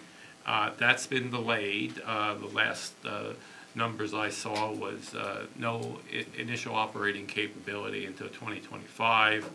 That's way too long. And this is not an expensive issue. I mean, the entire cost of a nuclear capability on the F-35 is probably the equivalent to 3 F-35. So this is not, it's likely to have more of an effect on deterring the Russians than another 3 F-35s, quite frankly. So that's the way I would go, both on national security and on the on the impact on the compliance issue. By the way, Mikhail has done a great article on the 61 tactical nuclear issue. It's on the Heritage Foundation website. I recommend you you all read it. It's first rate. Sir. Hi, Miles Pomper from the Center for Nonproliferation Studies. We've had a lot of talk about potential responses to alleged violations without actually being clear about what the alleged violations might be in particular in terms of detail. Let me give you an alternative explanation for what might have happened and see if your responses change under the circumstances. An alternative might have been that the Russians tested the RS-26 with the IGLA reentry vehicle, which its trajectory then would have fallen far short of the 5,000 kilometer range, 5,500 kilometer range. It's a maneuvering warhead, so it could also be described as a cruise missile or viewed that way by intelligence. And I'd be interested in your response if that would change your view of the situation and how you would respond to it. Well, that's absolute technical nonsense. The RS-26 is a ballistic missile. Now, the Russians have made a concerted effort in the last couple of weeks to try to confuse this issue. Their propaganda, one of their propaganda outlets ran an English language article by Litovkin, who made the argument you're repeating. The RS-26 is not a cruise missile. There's nothing about it that could possibly meet the cruise missile definition. The warhead doesn't matter. It has to meet the cruise missile. Putting a maneuvering warhead on a ballistic missile doesn't turn it into a cruise missile. That's the bottom line. You have to look at the definitions that are in the INF Treaty. This issue has nothing to do with the RS-26. That is a completely separate issue.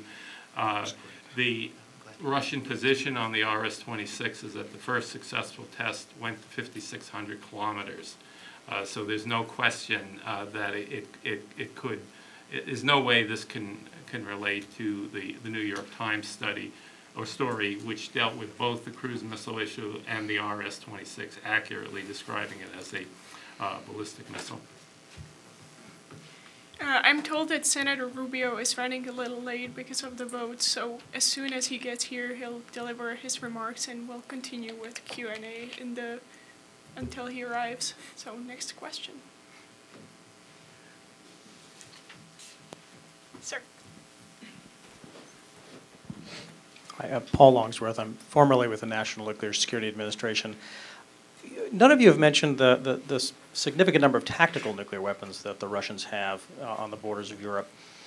Does that figure into the INF equation anywhere, and should we be countering that as well? Well, sure it does. I mean, the administration says the Russians have between 2,000 and 4,000 tactical nuclear weapons, and that's 10 times what we have. These systems are very diverse, open sources, and even some official Russian government statements indicate that the Iskander, for example, the Iskander M has a nuclear warhead on it. That statement wasn't nuclear capable. That statement was made by the third-ranking general in the Russian Defense Ministry, a principal deputy defense minister. The Sarov Nuclear Weapons Design Bureau has proudly declared that it designed the warhead for the Iskander. I mean, you've got dozens and dozens of reports that they have retained battlefield nuclear weapons, both ballistic missiles and nuclear artillery and ADMs. Matter of fact, I found an interesting article that is on the website of the Sarov Design Bureau, and they're talking about nuclear artillery, and they said they've got 152 millimeter nuclear shell, and it's widely deployed with the Russian army. The only problem of that, all the things I've just been discussing, is a violation of the 1991-1992 presidential nuclear initiatives, which were supposed to have completely abolished that sort of thing. So the overall tactical nuclear threat needs to be countered. Our programs today are pretty minimal in comparison to what the Russians are doing. I mean, that's why I suggested accelerating the IOC date for the F-35, because it's the only game in town right now. It might be useful. Go ahead, Keith. Might be useful to add what the Russian position is with regard to its non-strategic nuclear weapons in Europe, and discussions with the United States on those types of weapons, and that is that discussions will be possible once the United States removes all of its non-strategic nuclear weapons from Europe and eliminates all of the infrastructure for their possible reintroduction back into Europe. So essentially, to the extent that there's any reciprocity here, Russia says, we'll talk about this when yours are all gone. I mean, in a sense, we need to recognize that these kind of arms control positions for what they are. And is that part of this discussion? Sure. It's part of the discussion of what's the role of arms control, what value is it in essentially solving these kind of problems when the party that we're working with holds positions such as that. Just a further comment on that. When NATO began the deployments of INF in November of 1983, the alliance, NATO, had over 7,000 theater or tactical nuclear weapons in Europe. Under the PNIs, the United States reduced drastically the total number of theater weapons in its stockpiles, 95%. Russia didn't, and therefore you have this tremendous imbalance today. Does it make a difference? Certainly it makes a huge difference. I mean, we on this side of the Atlantic have convinced ourselves that, well, these are tactical or theater. Notice I didn't use the term non-strategic because I think every nuclear weapon is strategic. And you know, I think if a weapon went off on Polish territory or Czech territory, they'd probably consider that strategic rather than tactical or theater. It does make a difference. It makes a difference not only in sort of the calculation of overall nuclear capabilities, but also it makes a difference in terms of how the U.S. is perceived. We go back to this point of credibility. And the credibility factor is tremendously important in a proliferation context as well as in a stability context. And I think the imbalance in theater or tactical weapons is a very important factor that, again, like non-compliance, we tend to minimize. I would just add that I think even more so than for the INF, the Russian tactical nuclear forces matter for the administration plans for further nuclear reductions at the strategic level. I've written about this before, and I don't think further strategic warhead reductions make sense in any case. But certainly we can't really have that discussion unless we bring Russia's tactical nuclear weapons, and it doesn't make sense to continue to reduce strategic warheads in lockstep while Russia maintains a large tactical nuclear advantage. But of course the problem there is we've given just about all of ours up, and they haven't. So when you think about negotiations, you've got to think about leverage. And we've given up our leverage. So when the Russians tell us that they have no interest in talking about theater or tactical or non-strategic nuclear weapons, well, they're probably serious about that. They have no interest. Now, some of you, in this context and in the context of discussions about credibility, the capabilities that some of you suggested, missile defense, perhaps short-range nuclear-tipped missiles, whatnot, they take years to develop, and we are under sequestration. Our solid rocket motor industrial base isn't at its strongest anymore. We haven't produced new nuclear weapons in decades, which is, of course, one of my interests here. But how does that play into thinking about response, thinking about resilience, and thinking about, potential life after the INF Treaty?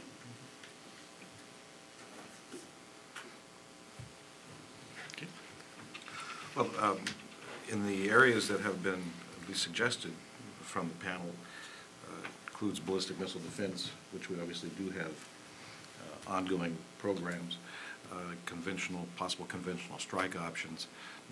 Some of these are less far-fetched than others, I guess is the way to put it. But in a sense, we need to be in this for the long run. And so trying to essentially restore the INF Treaty and get Russians back on track with compliance with the INF Treaty, if indeed they're in violation now, has got to be a long-term goal. And so whether it involves U.S. nuclear options, those aren't ones that I talked about other than the F-35 and the B-61, which again are measures that we are already working now. So I haven't recommended, and I don't know that I would suggest, in fact I suspect I wouldn't suggest the United States trying to replicate what the Russians are doing, but letting the Russians know that we do have options indeed with our current programs that would be either strengthened or sped up in some fashion unless they decide to get back on track. And that's why I like the suggestion that the gentleman in question made earlier is let's look at some of the outside of the box levers that might be there as well and see what those might be. You know, we do have options. You always have options. We can pursue more capable ballistic missile defenses. We can pursue prompt global strike. I mean, there are almost an infinite number of things that we can do. But if you're in the Kremlin, why for one moment would you think we were going to do any of that? Because the options that have been chosen so far have been to undercut our own capabilities. I mean, if you look at ballistic missile defense, what have we done in terms of defending against long-range missiles? Well, we've cut the budget over the past 6 years by billions of dollars. We've ended every single program that was to provide a capability for keeping up with the threat, whether it was KEI, whether it was airborne laser, whether it was MKV in terms of the multiple kill vehicle. Program after program have been canceled. Why would, if you're in the Kremlin, why would you be concerned about the U.S. pivoting on the question of whether or not Russia has tested a ground-launched cruise missile in violation of the INF Treaty? What's missing is leadership. And that's what we need. That's what we need. That's the deficit. There's a leadership deficit. Leaders have to pick up the options, pick options that respond to U.S. national security requirements and the requirements of our allies. And I just don't see it happening. But there are options. Well, I know somebody over the internet would like to ask a question about what the development of Russian fourth generation capabilities mean. What is it that the Russians are worried about in their minds? How do they see the United States? And we've heard a lot about NATO infringing upon their sovereign rights to rule former Soviet satellites and all that. What is it that they worry about today? Dr. Schneider, you probably have more insight into that question than anyone I know. Well, they worry about a lot of things. You have to, you can't divorce an answer of your question to sort of a pejorative discussion of what the mentality is in Moscow, and it's distinctly paranoid. I believe it's institutionalized paranoia. There was a very interesting statement by Alexei Arbatov, a very well-known Russian head of the Institute for U.S. and Canada of the Russian Academy of Scientists. He outlined what the Russian view of the United States was. And, you know, it was literally totally absurd. But that's what he said is prevalent in Moscow, and I think he's absolutely right. I see this all the time. And it's one of the reasons that reset will never work with them, because you can't get past this. No matter what we do, they will see it in the most malevolent terms you can come up with. They fear a lot of things. I mean, for example, China. You take the party line is they're benevolent comrades and so on and so forth. Yet in 2005, about a month before, they staged a major military exercise with the Chinese, which Russian press reported involved an invasion of Taiwan. But a month before that, they had a exercise 30 kilometers, according to the Russian press, away from the Chinese border. They were fighting, quote, terrorists, unquote. And one of the stories said that these were very unusual terrorists. I mean, they had armored divisions and jet airplanes and things like that. So it's pretty clear what their real view on China is. A number of Russian generals have talked about tactical nuclear weapons in China. But the main enemy right now is still the United States and NATO. That's all over the Russian press. They still exercise routinely major nuclear wars against the United States and NATO. Again, that's all over the Russian press. This will go on for the foreseeable future. I hate to keep intervening on these things, but let me differ a little bit from what Mark just said. There are reasons for what Mark uses the term paranoia, for Russian paranoia. I would call it more of an acute sense of threat. There are a lot of reasons. There are 26 million reasons from World War II. There's invasion after invasion. If you're looking at it from a Russian perspective, now you have to ask yourself, well, why do they have so many enemies today? And that takes you down a different path. But there are reasons for that. There's historical reasons and there's contemporary reasons. I mean, if you look at the growth of China and the modernization of China, not only economically but militarily. Look, I think that U.S. policy, and this is not just this current administration, but past administrations have really missed an opportunity for working with Russia in areas of common interest, things like nuclear terrorism or nuclear energy. I think those are things in which our interests intersect. Those are things, if we were able to work with them, we could build sort of common interests and maybe even some sense of confidence in the future. I know that sounds naive, but maybe we could. Instead, what have we chosen to do? Well, we've chosen to work with them on nuclear issues. We've chosen to go year after year after year, and we're all veterans of this, on trying to cooperate on missile defense. I mean, we picked these things that are dead ends, rather than trying to build in a creative and innovative way on where our interests coincide. Russia's, I think, it's a complicated actor, and I think we really do need to think it through over the long term for our own national interests. Sir. And I am told that Senator Rubio is in the car on his way here. Unfortunately, it's not that far from the Senate side, even in the snow. Thank you. Just on this topic, I would like to offer another perhaps response why Russia perceives West as their enemy. And I would say that the West is enemy not for Russia, but for the Putin's regime. And the Putin's regime is aware of the example the West sets for its neighborhoods.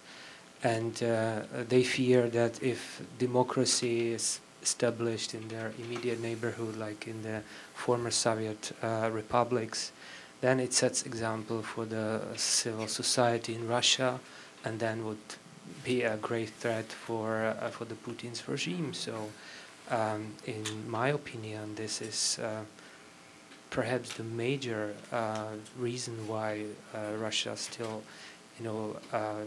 pictures West as the biggest enemy, because this is enemy for the regime, and this is threat for the regime. Thanks.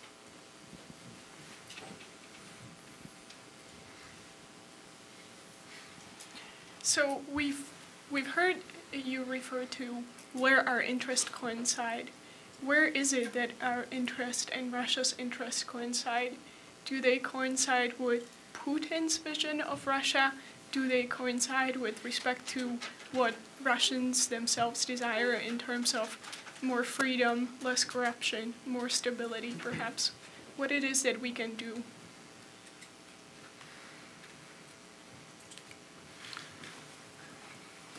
I mean, it's hard to imagine that our interests coincide with what we understand to be Putin's vision of where Russia should go, which, as I understand again from the Russian press, is essentially a reestablishment of the Soviet sphere of influence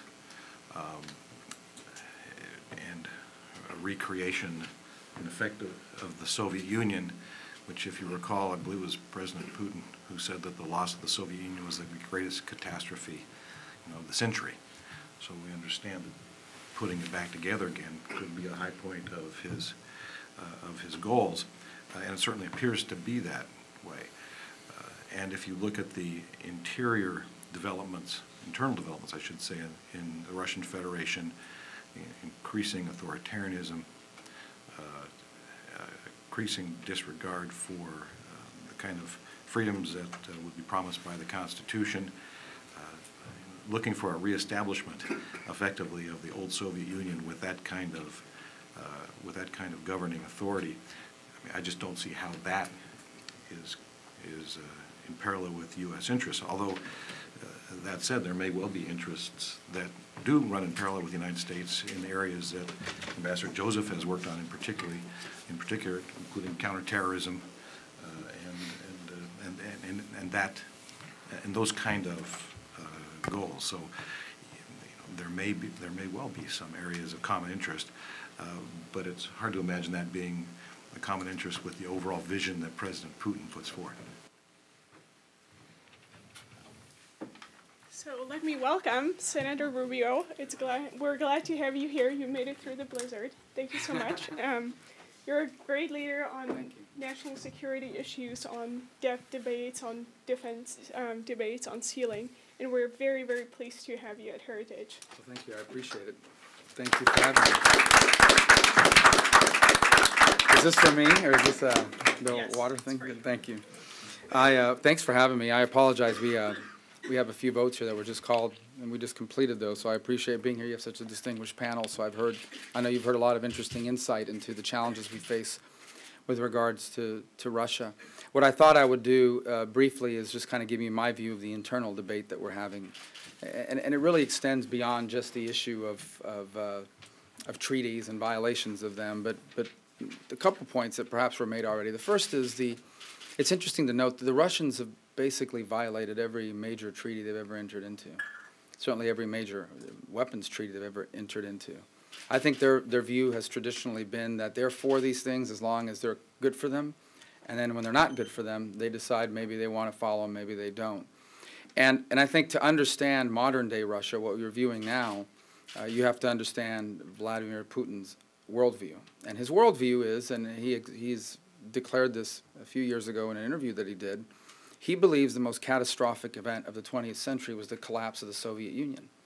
And I think it's a sentiment that's shared among some in Russian society, that this nostalgic wish to reestablish Russian power in the world. That's what the Soviet Union allowed them to do for an extended period of time.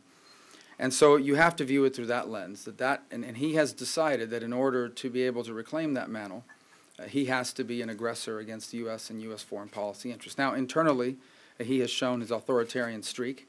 It's part of a broader phenomenon around the world that we're viewing people get elected, but they don't govern as Democrats. And by the way, even the execution of those elections don't necessarily show strong democratic tendencies. So I would submit to you that just because you have an election does not make you a democratic country if, in order to carry out those elections, for example, you're oppressing alternative points of view in the media, you're making it very difficult for opposition groups to operate, you're cutting off access to international information to your voting populace. You see all these sorts of things occurring in Russia, again, because of an authoritarian lean that government clearly has under Putin. You translate that now to their activities on the international stage vis-a-vis the United States and the world. On issue after issue, Russia is consistently, under Putin, on the side of the oppressors and the tyrants, on every single issue. So who was one of the greatest benefactors and supporters of Assad? Putin's Russia. Who is one of the people that has given Iran cover in international forums? Russia. So in the framework that I've just laid out to you, that's how you have to analyze how it is to enter these negotiations for weapons and for treaties. And their view of it is that they do not want and will not agree to anything that diminishes their ability to intimidate and or control the neighboring countries in their region and extend their power around the world. They have such limited capabilities economically to sustain a conventional weapons force that the only place where they have a strategic advantage in terms of getting the most return on investment is through the development of missile technologies and their nuclear weapons. And what's most concerning to me about that is that in a time in the world where virtually of all the acknowledged nuclear powers on the planet, the only ones who have ever seriously talked about actually downsizing their own capabilities have been the U.S. and the U.K. Not even the French are interested in that. Certainly the Indians and the Pakistanis are not interested in that. The Russians and the Chinese are modernizing their capabilities. And the U.S. seems stuck in this idea that somehow we can lead by example. So you heard the President recently talked about lowering our capabilities to 1,000 strategic weapons because we're going to lead by example. Somehow Putin is going to follow our example and do the same. Well, that's proven not to be true. And in fact, the opposite is happening. So laying all that out, I would say that you go into these negotiations or you go into these talks with the notion that somehow they have the same goals that we do, and that's not accurate. I think their goals are very clear: to maintain their weapons capabilities in a way that furthers their desire to be a dominant power at our expense if possible, and to diminish our capabilities in return. And I think that that is an important distinction that I'm not sure is shared by enough people in the State Department. The view that I get when I interact with people in the State Department on some of these things is that the fact that we're even talking to them is a sign of progress. The fact that we're even talking is in and of itself a victory. And I don't think that's an accurate, I think it's a very dangerous worldview, quite frankly, to have. So it's not surprising that we recently saw in the New York Times and in other media outlets reports that the Russians are in violation of the intermediate missile agreements, something that now appears the U.S. government knew for a significant period of time. In fact, something the U.S. government should have known if it didn't when we entered the New START treaties. And yet those things seem to be swept under the rug. Our allies are not informed about this. And this somehow doesn't come into any of the calculations we undertake as we enter these conversations and negotiations. And the most critical part about this is what it does to U.S. credibility. Now, I've had the opportunity to travel abroad over the last few years and in the last few months. And while our hosts are too polite to come out and say it, there are real question marks about U.S. credibility, about the credibility of our defense agreements, and about the credibility of our foreign policy. Is the U.S. under this administration willing and capable to fulfill its historic commitments that it has made to the security of the world? And there are real question marks about that around the world. And in light of those question marks, countries are beginning to calculate they're going to have to go it alone and on their own. They're going to have to do these things by themselves. And you're seeing evidence of that everywhere. And so when news like this filters out, that the Russians are in violation of an agreement, but the U.S. either didn't address it with them and certainly didn't inform our partners until it was about to break, and doesn't seem to have a strategy to address this, and in fact is talking about new agreements with the Russians, despite their history of violating every previous agreement, that only lends credence to the notion that the U.S. is, quite frankly, under this president and under this administration, an unreliable partner, and one that's not credible. And I think that has dangerous repercussions, because in the absence of U.S. leadership, these vacuums are being filled, and they're being filled by state and non-state actors who have a very different view of what the world should look like, and certainly not one that reflects the majority of the American people, or quite frankly, the majority of the world. Everywhere I've traveled abroad, and clearly it's been with countries we have strong alliances, in South Korea and Japan and the UK, everywhere I go, what our allies want, the number one question on their mind, they're polite in how they state it, is America today the same America that we partnered with over the last 50 years? Or have you reached the point now where you have a political leadership that doesn't see the value and doesn't have the dedication to America's historic role on the planet? And you're seeing the outlines of what that means already in places like Syria, and unfortunately in other places now that are emerging as well. So I have real concerns moving forward about what this administration hopes to accomplish for the following reason. The President has stated that he wants to see the world be free of nuclear weapons, which I think is an ideal notion that is completely unrealistic and, quite frankly, very dangerous, in the sense that no time in our lifetime will any of these global nuclear powers disarm. No nation on earth that has these capabilities is going to walk away from their own capabilities. And if U.S. capabilities diminish beyond a certain threshold, you are basically inviting, and in many cases forcing, other nations to now all of a sudden have to perhaps consider a capability of their own.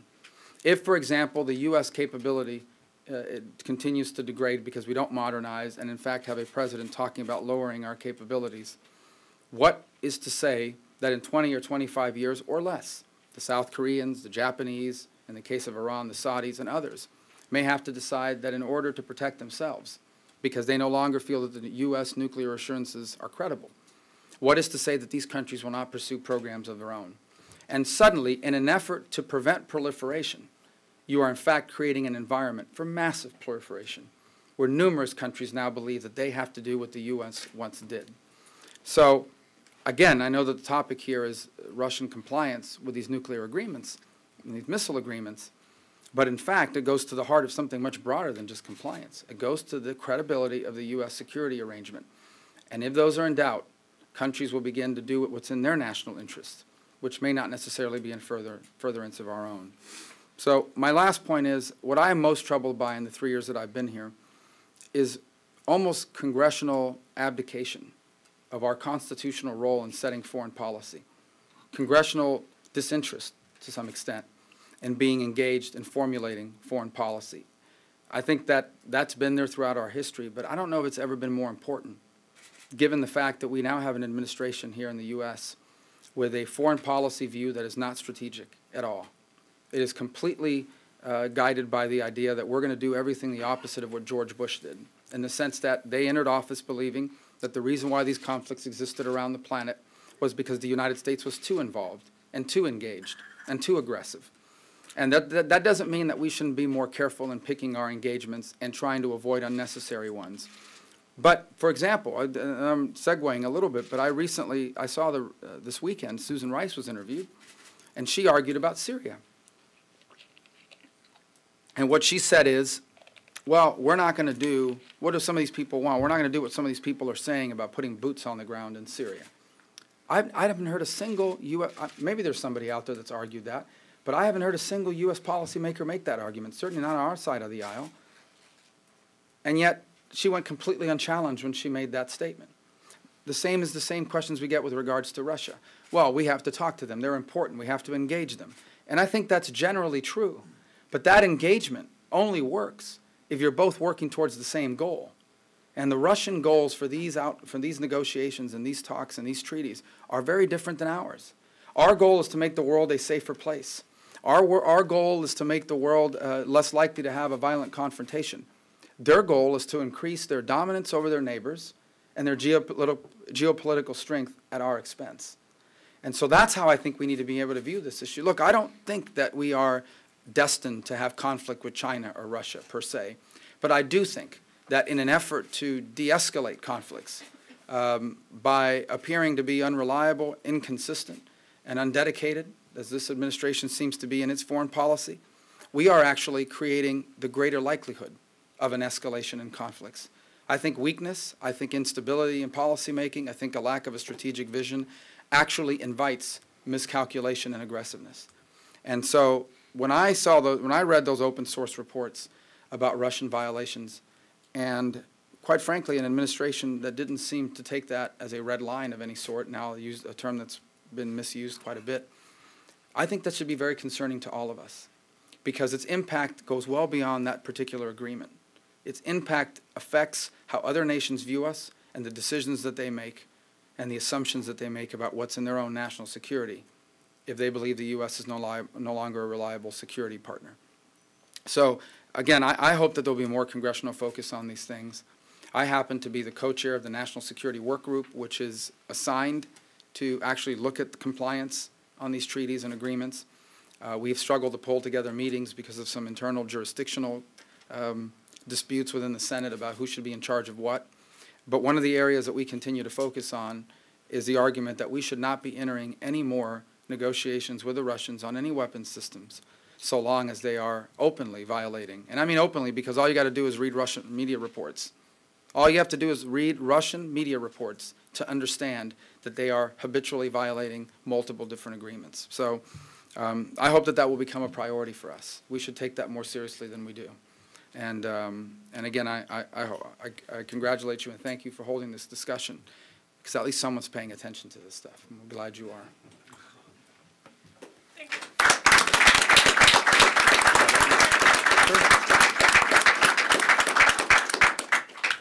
Questions for Senator Rubio?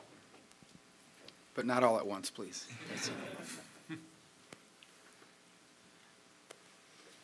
I guess that was pretty comprehensive. Okay, well, good. Nobody has a question. Well, thank you.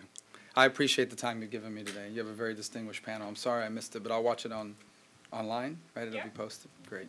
Thank you again for your interest in this topic. It really does matter. Maybe I'll just close by saying a couple little things that I wanted to add to my statement, but I didn't want to take away from the questions. The first is I think we should be proud of what American foreign policy has achieved in the world. You know, the last century had 2 brutal world wars and then a number of conflicts that were spin-offs of the Cold War.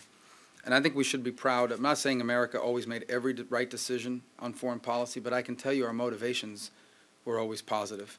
And I think there's, if you look back at that history and what it's meant, if you look at the global progress that we've had, the number of people that no longer live in poverty, the rise of a global middle class, the growing number of democracies that we see around the planet, countries like South Korea that not so long ago had economies smaller than North Korea, and now, instead of being an aid recipient, is an aid donor. None of those things would have been possible had it not been for a strategic, well-thought-out, and engaged bipartisan role for the United States in the world. What I worry about in the 20th century is that we've entered an era where perhaps there may be some retrenchment in that. And in particular, under this administration, with the notion that the job is to manage crises as opposed to steer them towards outcomes that are not just better for us, but better for the planet. Our national interests at a global scale are the spread of freedom, democracy, liberty, and peace. Those are our strategic objectives. They always have been. We're not looking to invade and take over any countries. We're not looking for colonies. We're not looking to add a 51st state or a 52nd state. What we want is countries that are stable and peaceful so we can sell them things and they can sell us things. And we can invest over there and they can invest with us. Those things are very difficult to do when countries are in the middle of political upheavals or wars. And so what we view our role in the world is furthering these things. And I think it's important to compare that to how Russia views the world and how the Chinese view the world. But in this case, because the topic is Russia, how the Russians view the world and how their ambitions are for these sorts of things. Their ambitions are very different. Their ambitions are not to create peace, democracy, and stability on the world. Their ambitions are to grow their influence and their dominance over former republics, over their neighbors, to be able to hold countries hostage, whether it's because they're in range of their missiles or because they're dependent upon their natural gas exports.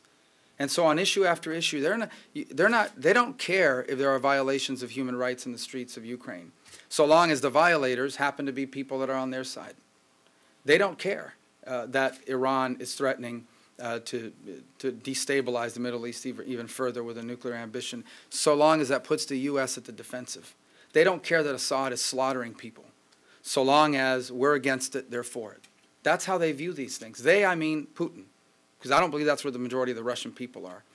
And so when we enter any sort of talks about a negotiation, you have to understand who you're negotiating with and what their motives are and what they're motivated by. And I think that's really missing in this administration. I think what they're motivated by is a naive or perhaps a deliberate